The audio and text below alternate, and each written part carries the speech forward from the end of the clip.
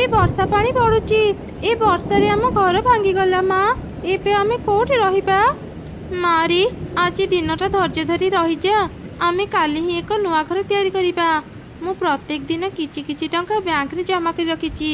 काली आमे बैंक रु सब टंका उठेई आनी एक नुआ घर तैयारी करिबा।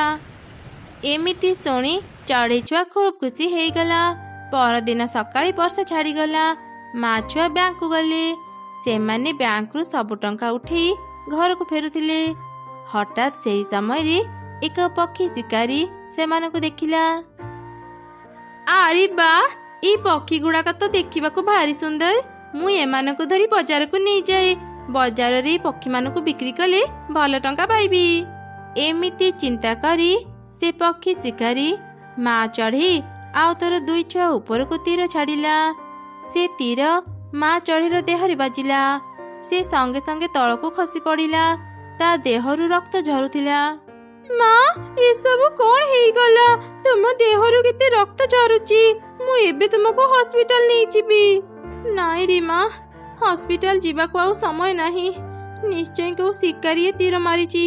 से केते बेले भी एठा को चली आसीबो। मारी तू ए टंका बैग नहीं शीघ्र एठारु चली जा। ना माँ, मु तुमको छाड़ी कुआडे भी जीबिनी। मरिबार जदि थिबो मु भी तुम संगरे मरिबी। पागलामी करनी माँ। शिकारी एठा को आसीबा पूर्व एठारु चली जा। मु शिकारी पाखरु खसी परे तो पाखकु जीबी। ए टंका बैग नहीं तो मिठू आंटी पाखकु जा। ताको कहिबो ए टंका रे से तो पई एक नुआ घर तैयारी करि देबो। आउ किछि कामर व्यवस्था करि देबो। जा माँ, आउ डेरी करनी, शीघ्र जा। तापरे चढ़ी छुआ टंका बैग नहीं कांदी कांदी सेठारु चली गला। किछि समय परे शिकारी सेठाको आसी देखिला माँ चढ़ईटी मरी जाइची। आरे ए पक्षीटा तो मरी जाइची। एबे मला पक्षीटा को नहीं मु कोन करिबी? केही भी आको किनिबेनी। जाए आउ पक्षी खोजी देखे। एमिति कही से शिकारी सेठारु चली गला। सेते बेले से रास्ता दे एक काउ जाउथिला। से भी माँ चढ़ी को देखिला। ए कौन? रीनू तो मरी जाइची। ता झियो कुनी एकथा जानी नथिबो। मु जाए ताकू शीघ्र एकथा कहि दिए। कुनी, ए कुनी रह, तो सह एक जरूरी कथा अछि। कौन हैला काऊ अंकल? मते कौन जरूरी कथा कहिबा? तू अनाथ हेई गलु रे कुनी। मु एबे देखि के आसिली तो माँ मरी जाइची। माँ, हे सब कौन हेई गला? मु एकुटिया एबे केमिति बंचिबी? कानी कुनी, जहा हेबार तो हेई गला। हेले तू कुआडे जाउछु? आउ ए बैग रे कौन अछि? कुनी काऊ को सब घटना कहिला। सब सुनिला परे काऊ मनरे लोभ आसिला। अरे तू से मिठू पाखकु जानी। से गोटे चोर। से जंगलर चढ़ई मानक घरु टंका चोरी करे। तू जदि ता पाखकु जीबू से तो टंका भी चोरी करी नहीं जीव। तू मो सांगरे मो घर को चल। मु तते नुआ घर तैयारी करी देबी। आउ तो पई काम भी जोगाड़ करी देबी। काऊ कथा को विश्वास करी चढ़ई छुआ ता सांगरे घर को चली गला। काऊर स्त्री ताकू देखी कहिला, अरे तमे चढ़ई छुआ को आम घर को कहीं आनिच? मु तते से सब कथा परे कहबी। तू आग कुनी पाई किछि खाइबा आनी दे। ताकू भोक लागिथिबणी। तापरे काऊर स्त्री किछि खाइबा आनिला। कुनी से खाइबा खाइला। एमिति किछि समय परे राति ही गला। राति हेबा परे काऊ ता स्त्री को सब घटना कहिला। अरे बा, देखुची तम मुंडरे बहुत बुद्धि। एबे से कुनी सोई पड़िलानी। चलो चलो शीघ्र ता पाखरे थिबा बैग को चोरी करी नहीं आसीबा। से जदि उठी जीव आमे किछि भी करि परिबानी। एमिति कथा हेई दुई काऊ चढ़ई छुआर टंका बैग को चोरी करी नहीं आसिले। परदिन सकाळे, काऊ अंकल, काऊ आंटी, ए टेबल उपरे मोमो टंका बैग रखिथिली। हेले एबे मोमो टंका बैग पाउनी। कौन हैला? तू ए टेबल उपरे टंका बैग रखिथिलु? अरे कौन सर्वनाश करिदेलु? राति रे किछि चोर चढ़ी बुलंती। से माने ही तो टंका बैग चोरी करी नहीं जाइथिबे। राति रे झरका खोला थिला। सेई झरका पटे ही चोर माने घरे पसिथिबे। ए छोट झियोटी सह एमिति काहे कि हैला? एबे झियोटीर कौन हेबो? कुनी, आमे एते धनी नुह जे तते आमे खाइबा को देई पारिबु। सुन कुनी, ए जंगल रे थिबा धनी चढ़ी मानक घर को जाई तू भिक मागे। तू जदि कहिबु तू अनाथ छुआ समस्ते तते भिक देबे। ସେଇ ଭିକ ଧରି ତୁ ଆମ ଘରେ ଆସି ରହିପାରିବୁ। ତାପରେ କାଉମାନେ କୁନିକୁ ଭିକ ମାଗିବା ପାଇଁ ପଠେଇଦେଲେ। କୁନି ଏକ ଧନୀ ଚଢ଼େଇର ଘରକୁ ଗଲା। ମତେ କିଛି ଖାଇବାକୁ ଦେଇପାରିବେ?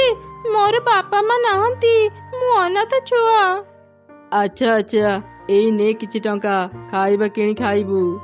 ଏମିତି କୁନି ସମସ୍ତଙ୍କୁ ଭିକ ମାଗି ମାଗି ମିଟୁ ଘରେ ପହଞ୍ଚିଗଲା। ମିଟୁ ଘରୁ ବାହାରିଲା। ଆରେ କୁନି ମା, ତୁ ଏମିତି ଭିକ କାହିଁକି ମାଗୁଛୁ? ଭିକ ମାଗୁଛି, କାହା ପାଖରୁ ଚୋରି କରୁନି। କାଉ ଅଙ୍କଲ କହିଥିଲେ ତୁମେ ଗୋଟେ ଚୋର, ତୁମେ ହିଁ ମୋ ଟଙ୍କା ବ୍ୟାଗ ଚୋରି କରିଛ। ମୋ ମା ଆଉ ଏ ଦୁନିଆରେ ନାହିଁ।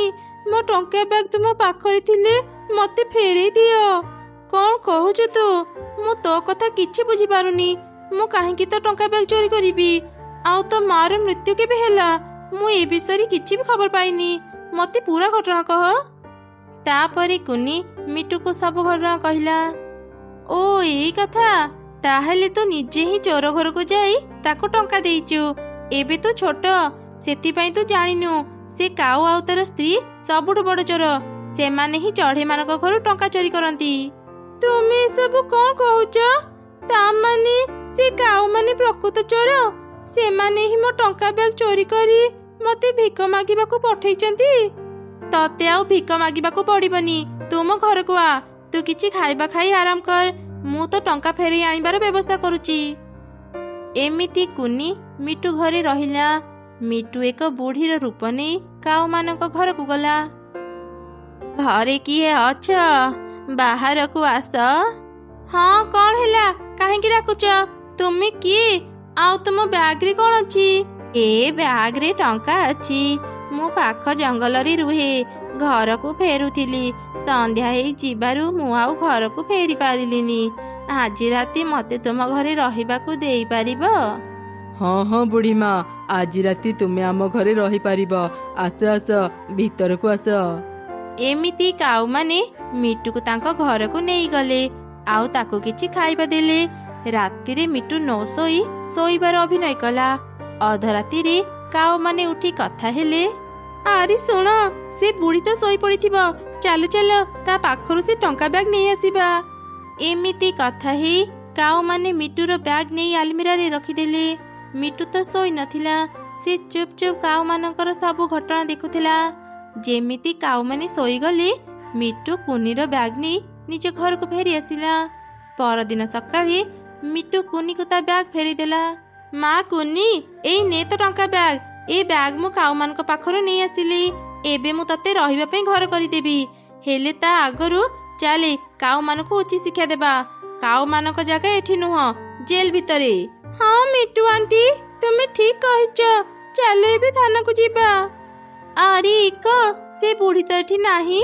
ସେ ବୋଧେ ଘରକୁ ଚାଲି ଯାଇଛି। ଭଲ ହେଲା, ସେ ଯଦି ଥାଆନ୍ତା ଟଙ୍କା ବ୍ୟାଗକୁ ନ ପାଇ ଏଠି ଝାମେଲା କରିଥାନ୍ତା। ଚାଲ ଚାଲ ଦେଖିବା ସେ ବୁଢ଼ୀର ବ୍ୟାଗରେ କେତେ ଟଙ୍କା ଅଛି। ଏ କଣ ସର୍ବନାଶ ହେଇଯାଇଛି? ଏ ବ୍ୟାଗରେ ତ ଟଙ୍କା ହିଁ ନାହିଁ।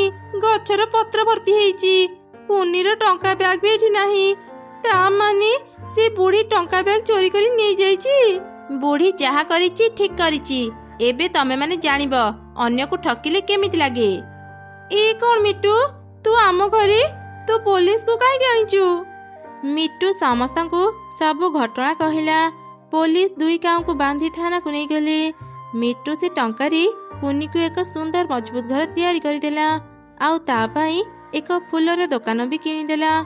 କୁନି ଫୁଲ ବିକ୍ରି କରି ତା ବାକି ଜୀବନ ବିତେଇଲା। ମା, ଗତକାଲି ବହୁତ ବର୍ଷା ହେଇଥିଲା। ମୁଁ ଆଉ ମୁନି କିଛି ଖାଇବା ଯୋଗାଡ଼ କରି ନେଇ ଆସୁ। ପରେ ବର୍ଷା ହେଲେ ଆମକୁ ଆଉ ଖାଇବା ଖୋଜିବାକୁ ପଡ଼ିବନି। ଆରେ ମା, ଆକାଶର ଅବସ୍ଥା ଭଲ ନାହିଁ। କେତେବେଳେ ବି ବର୍ଷା ଆସିପାରେ। ତମେ ଦୁଇ ଜଣ ଏକୁଟିଆ ଜଙ୍ଗଲ ଭିତରକୁ ଯାଅନି। ମା, ଚିନ୍ତା କରନି, ଆମର କିଛି ବି ହେବନି। ଆମେ ବେଶୀ ଦୂରକୁ ଯିବୁନି। ବର୍ଷା ଆରମ୍ଭ ହେଲେ ହିଁ ଆମେ ଘରକୁ ଫେରି ଆସିବୁ। ଆଚ୍ଛା ହଉ ଯାଅ, ହେଲେ ଘରକୁ ଶୀଘ୍ର ଫେରି ଆସିବ। ତାପରେ ସେ ଦୁଇ ଭଉଣୀ କୁନି ମୁନି ଜଙ୍ଗଲ ଭିତରକୁ ଗଲେ। ସେମାନେ କିଛି ଖାଇବା ଯୋଗାଡ଼ କରିଛନ୍ତି କି ନାହିଁ, ହଠାତ୍ ଆକାଶ ଅନ୍ଧାର ହେଇଗଲା। ଦିଦି, ଆକାଶ ଅନ୍ଧାର ହେଇଗଲାଣି। କେତେ ଜୋରେ ବିଜୁଳି ଚମକୁଛି। ଚାଲ ଚାଲ ଘରକୁ ଯିବା। ଆମେ ଯେତିକି ଖାଇବା ଯୋଗାଡ଼ କରିଛେ କିଛି ଦିନ ଆମକୁ ଆଉ ଖାଇବା ଖୋଜିବାକୁ ପଡ଼ିବନି। ମା ଆମ ପାଇଁ ବ୍ୟସ୍ତ ହେଉଥିବେ। ଚାଲେ ଏ ସବୁ ଖାଇବା ଧରି ଘରକୁ ଯିବା। ଏମିତି କଥା ହେଇ କୁନି ଆଉ ମୁନି ଖାଇବା ଧରି ଘରକୁ ଫେରିଲେ। ତମେ ମାନେ ଆସିଗଲ। ତମ ଦୁଇ ଜଣଙ୍କ ପାଇଁ ମୁଁ କେତେ ଚିନ୍ତାରେ ଥିଲି। ଯେମିତି ଆକାଶ ଅନ୍ଧାର କରିଛି, ଲାଗୁଛି ଏବେ ହିଁ ଝଡ଼ ତୋଫାନ ଆରମ୍ଭ ହେଇଯିବ। ସେଥିପାଇଁ ତ ମା ଆମେ ଘରକୁ ଶୀଘ୍ର ଫେରି ଆସିଲୁ। ଆଚ୍ଛା ହଉ, ଚାଲ ଏବେ ତମେ ମାନେ କିଛି ଖାଇବା ଖାଇନିଅ। ତାପରେ ମା ଚଢ଼େଇ ତାର ଦୁଇ ଛୁଆଙ୍କୁ କିଛି ଖାଇବା ଦେଲା। ଠିକ୍ ସେହି ସମୟରେ ବର୍ଷା ଆରମ୍ଭ ହେଇଗଲା। ଏମିତି 2 ଦିନ ବିତିଗଲା, ହେଲେ ବର୍ଷା ଛାଡୁନଥିଲା। ଏ ବର୍ଷାକୁ ଦେଖି ଲାଗୁଛି ଆହୁରି 2-3 ଦିନ ଲାଗି ରହିବ। ବର୍ଷା ଦିନରେ ଠିକ୍ରେ ଖାଇବା ମିଳେନି। ଆମ ଘରେ ବି ଆଉ ଅଳ୍ପ କିଛି ଖାଇବା ଜମା ଅଛି। ଏବେ କେମିତି ଯେ ଆମେ ଖାଇବା ଯୋଗାଡ଼ କରିବା, ମୁଁ କିଛି ବୁଝିପାରୁନି।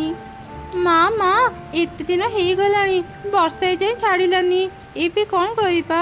ଭାରି ଭୋକ ଲାଗୁଛି ମା। ଆରେ ମା, ଘରେ ତ ଆଉ କିଛି ବି ଖାଇବା ନାହିଁ। ଏବେ ମୁଁ ତତେ କେମିତି ଖାଇବା ଦେବି? ମା, ବାହାରକୁ ଦେଖ, ସମସ୍ତେ ଡଙ୍ଗାରେ ବସି କୋଉଠିକି ଯାଉଛନ୍ତି। ହଁ, ମୁଁ ବି ଦେଖୁଛି। ସମସ୍ତେ ଏମିତି ଡଙ୍ଗାରେ ନିଜ ଜିନିଷପତ୍ର ଧରି କୋଉଠିକି ଯାଉଛନ୍ତି। ମୁଁ ଏମାନଙ୍କୁ ପଚାରି ଦେଖେ।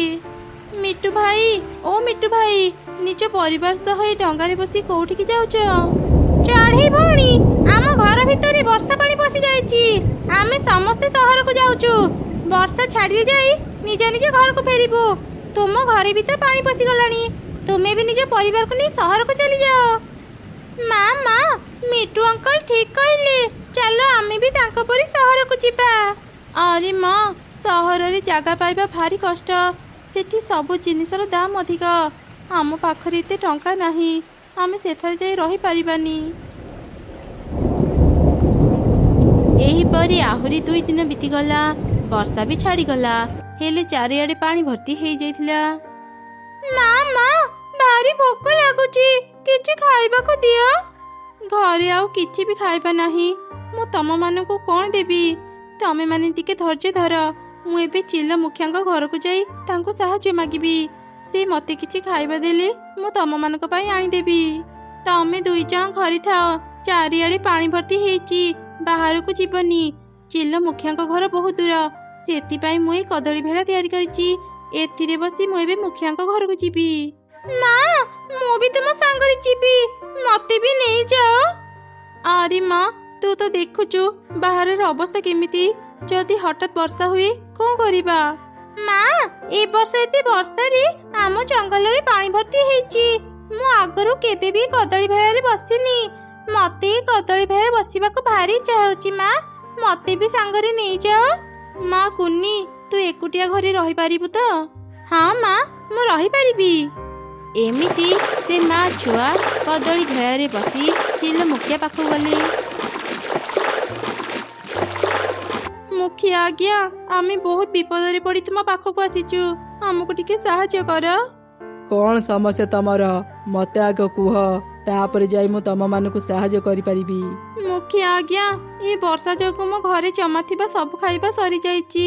ଚାରିଆଡ଼େ ପାଣି ଭର୍ତ୍ତି ହେଇଥିବାରୁ ମୁଁ ଖାଇବା ବି ପାଉନି। ଦୟାକରି ଆମକୁ କିଛି ଖାଇବା ଦିଅନ୍ତୁ। ମୁଁ ଯଦି ସମସ୍ତଙ୍କୁ ଖାଇବା ଦେଇ ସାହାଯ୍ୟ କରିବି, ମୁଁ ନିଜେ ଖାଇବାକୁ ପାଇବିନି। ନା, ମୁଁ ତତେ ଖାଇବା ଦେଇପାରିବିନି। ଏମିତି କୁହନ୍ତୁନି ମୁଖିଆ ଆଜ୍ଞା, ମତେ ଅଳ୍ପ କିଛି ଖାଇବା ଦେଇଥାନ୍ତୁ। ମୁଁ ପରେ ଖାଇବା ପାଇଲେ ଆପଣଙ୍କୁ ସୁଝି ଦେବି। ଆଚ୍ଛା, ଠିକ୍ ଅଛି। ମୋ ପାଖରେ ଗୋଟିଏ ମାତ୍ର ସେଓ ଅଛି। ତୁ ଏ ସେଓ ନେଇ ଘରକୁ ଯା, ତୋ 2 ଛୁଆଙ୍କୁ ଖୁଆଇ ଦେବୁ। ମା ଚଢ଼େଇ ଆଉ ତାର ଝିଅ ସେଇ ଗୋଟିଏ ସେଓ ଧରି ଘରକୁ ଫେରୁଥିଲେ। ହଠାତ୍ ସେମାନେ ଏକ ବୁଢ଼ୀ ଚଢ଼େଇକୁ ପାଣିରେ ଭାସୁଥିବାର ଦେଖିଲେ। ମା, ସେପଟେ ଦେଖ, ସେ ବୁଢ଼ୀ ଚଢ଼େଇ ପାଣିରେ ବୁଡ଼ି ଯାଉଛନ୍ତି। ହଁ ରେ ମା, ମୁଁ ବି ଦେଖୁଛି। ଚାଲ ଶୀଘ୍ର ଯାଇ ତାଙ୍କୁ ପାଣିରୁ ବାହାର କରିବା। ମା ଚଢ଼େଇ ଆଉ ତାର ଝିଅ ବହୁତ କଷ୍ଟରେ ସେ ବୁଢ଼ୀ ଚଢ଼େଇକୁ ପାଣିରୁ ବାହାର କଲେ। ବୁଢ଼ୀ ଚଢ଼େଇଟି ପାଣି ପିଇ ଦେଇଥିଲା। ସେମାନେ ତାର ପେଟ ଚିପି ପାଣି ବାହାର କଲେ। ବହୁତ ବହୁତ ଧନ୍ୟବାଦ ଚଢ଼େଇ, ଆଜି ତୁମର ଜୀବନ ରକ୍ଷା କଲୁ। ତମେ ମାନେ ନ ଆସିଥିଲେ ମୁଁ ଏ ପାଣିରେ ବୁଡ଼ି ମରି ଯାଇଥାନ୍ତି। ଧନ୍ୟବାଦ ଦିଅନ୍ତୁନି ବୁଢ଼ୀ ମା, ଆପଣ ପାଣିରେ ବୁଡ଼ି ଯାଇଥାନ୍ତେ। ଆମେ ଏସବୁ ଦେଖିକି ରହିପାରିଥାନ୍ତୁ କେମିତି? ମାରେ, ମୁଁ 2 ଦିନ ହେଲାଣି କିଛି ବି ଖାଇନି। ମତେ ଭାରି ଭୋକ ଲାଗୁଛି। ତୋ ପାଖରେ ଯଦି କିଛି ଖାଇବା ଅଛି ମତେ ଦେଇଥା। ଆମେ ବି 2 ଦିନ ହେଲାଣି କିଛି ଖାଇନୁ, ସେଥିପାଇଁ ଆମେ ଚିଲ ମୁଖିଆଙ୍କ ପାଖକୁ ଯାଇଥିଲୁ। ସେ ଆମକୁ ଗୋଟିଏ ସେଓ ଦେଇ ପଠେଇଥିଲେ। ତୁମେ କ'ଣ ସେ ସେଓ ଖାଇପାରିବ? ହଁ ହଁ, ସେଇ ଗୋଟିଏ ସେଓରେ ମୋ ପେଟ ପୁରିଯିବ। ଦେ ମତେ ସେ ସେଓ ଦେ। ବୁଢ଼ୀ ଚଢ଼େଇଟି ସେ ସେଓକୁ ପୁରା ଖାଇଦେଲା। ହଠାତ୍ ସେ ଏକ ପରୀରେ ବଦଳିଗଲା। କିଏ ତମେ? ତମେ ବୁଢ଼ୀରୁ ଏମିତି ସୁନ୍ଦରୀ କେମିତି ପାଲଟିଗଲ? ତୁମେ ଯିଏ ବି ହେଇଥାଅ, ଆମକୁ ମାରନି। ତମେ ମାନେ ଭୟ କରନି, ମୁଁ ଗୋଟେ ପରୀ। ତମେ ମାନେ ମୋର ଜୀବନ ରକ୍ଷା କଲ, ମୁଁ କାହିଁକି ତମ ମାନଙ୍କୁ ମାରିବି? ତୁମେ ସତରେ ଜଣେ ପରୀ? ମୁଁ ଶୁଣିଥିଲି ପରୀ ମାନେ ବହୁତ ଭଲ ହେଇଥାନ୍ତି, ହେଲେ ତୁମେ ପାଣିରେ କାହିଁକି ପଡ଼ିଥିଲ? ମୁଁ ଆଉ ମୋର ସାଙ୍ଗ ଏ ପୃଥିବୀକୁ ବୁଲିବା ପାଇଁ ଆସିଥିଲୁ। ହଠାତ୍ ଏକ ଦୁଷ୍ଟ ଯାଦୁକରର ନଜର ଆମ ଉପରେ ପଡ଼ିଗଲା। ସେ ଆମକୁ ଧରିବା ପାଇଁ ଆମର ପଛା କଲା। ମୁଁ କୌଣସି ମତେ ତା ପାଖରୁ ଖସି ଏଇ ଜଙ୍ଗଲକୁ ଚାଲି ଆସିଲି। ସେତେବେଳେ ଏଇ ଜଙ୍ଗଲରେ ବର୍ଷା ହେଉଥିଲା, ଚାରିଆଡ଼େ ପାଣି ଭର୍ତ୍ତି ହେଇଥିଲା। ମୁଁ ମୋ ଘରକୁ ଯିବା ସମୟରେ ଏଇ ପାଣିରେ ପଡ଼ିଗଲି। ମୋ ଡେଣା 2ଟି ପାଣିରେ ଭିଜିବା ଯୋଗୁଁ ମୁଁ ଉଡ଼ି ପାରିଲିନି। ସେଥିପାଇଁ ତ ମୁଁ ସାହାଯ୍ୟ ପାଇବା ଆଶାରେ ଏକ ବୁଢ଼ୀ ଚଢ଼େଇର ରୂପ ନେଲି। ତା ପରର ଘଟଣା ତମେ ମାନେ ତ ଜାଣ। ପରୀ, ତୁମକୁ ସାହାଯ୍ୟ କରି ଆମେ ବହୁତ ଖୁସି। ତମେ ମାନେ ମୋର ଜୀବନ ବଞ୍ଚିଛ। ମୁଁ ଖୁସିରେ ତମମାନଙ୍କୁ କିଛି ଉପହାର ଦେବାକୁ ଚାହୁଁଛି। କୁହ, ତୁମକୁ କ'ଣ ଦରକାର? ତୁମେ ଯଦି କିଛି ଦେବାକୁ ଚାହୁଁଛ ତେବେ ପୁରା ଜଙ୍ଗଲବାସୀଙ୍କୁ ଦିଅ। ଆମ ପରି ଅନେକ ଗରିବ ଚଢ଼େଇ ଏହି ଜଙ୍ଗଲରେ ଅଛନ୍ତି, ଯୋଉମାନେ ଖାଇବାକୁ ବି ପାଉନାହାନ୍ତି। ରହିବାକୁ ତାଙ୍କ ପାଖରେ ଘର ବି ନାହିଁ।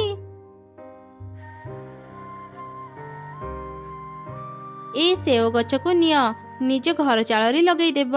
ଏଇ ଗଛରେ ଅନେକ ସେଓ ଫଳିବ। ସମସ୍ତଙ୍କୁ ଗୋଟିଏ ଗୋଟିଏ ସୁନା ସେଓ ବାଣ୍ଟିଦେବ। ତୁମ ସହ ଅନ୍ୟମାନଙ୍କର ବି ଉନ୍ନତି ହେବ।